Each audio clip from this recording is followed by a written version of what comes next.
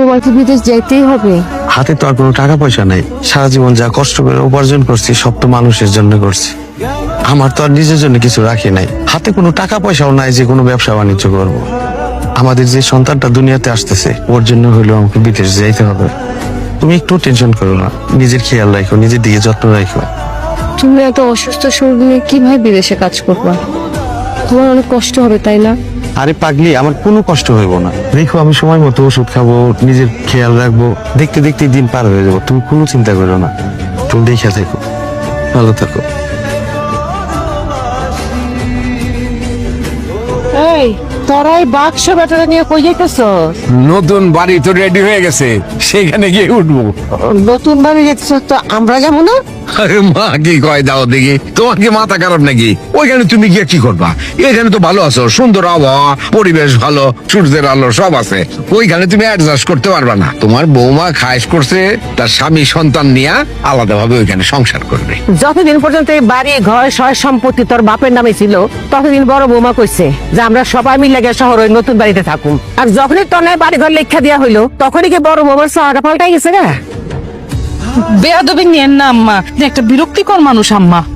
তোমার শাশুড়ির সাথে তুমি ভদ্রভাবে কথা বলো। যেই সম্পত্তি নিয়ে তুমি বড়াই করতেছো সেই সম্পত্তি তোমার স্বামীর উপার্জন করা টাকায় না, আমার এবং সুজনের সেই সম্পত্তিও চিটিং বাটপারি করে নিচ্ছে। কারে আপনি চিটিং বলতেছেন? আপনি তো মহাবাটপার, আমার চেয়ে তো বড় বাটপার। তা নইলে আপনি নিজের ছেলের সম্পত্তি বাটপারি করে অন্যের নামে লিখে দেন? আপনি তো মহাবাটপার। বেয়াদবি করিস না।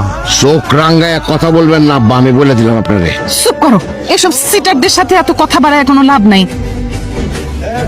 তুই যে আমার রাইখা চলে যাইতেছিস, তোর এই ফুফির জন্য কি তোর একটুও কষ্ট হবে না? প্রথম প্রথম তো একটু কষ্ট হবে, কিন্তু পরে সব ভালো হয়ে যাবে। আমি তাহলে এখন আসি। দাদুমণি, আমি তাহলে এখন নতুন বাড়িতে যাই। যা ও ভালো থেকো, তোর আব্বা আম্মার সম্মান কর, আর মাঝে মধ্যে এই বুড়া দাদা দাদিরে দেখতে আসো। কিন্তু দাদুমণি, মা তো বলছে আমাকে আর কখনো গ্রামে আসতে দিবে না। আমি চলে যাই।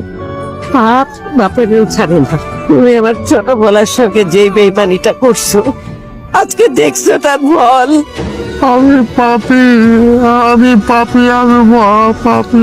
আমার ফেরেশতার মতন ছেলেটারে আমি ঠগাইছি, আমি তো নিজেই ঠকে গেছি। আল্লাহ, আল্লাহ, আমি পাপী, আল্লাহ, আমি পাপ।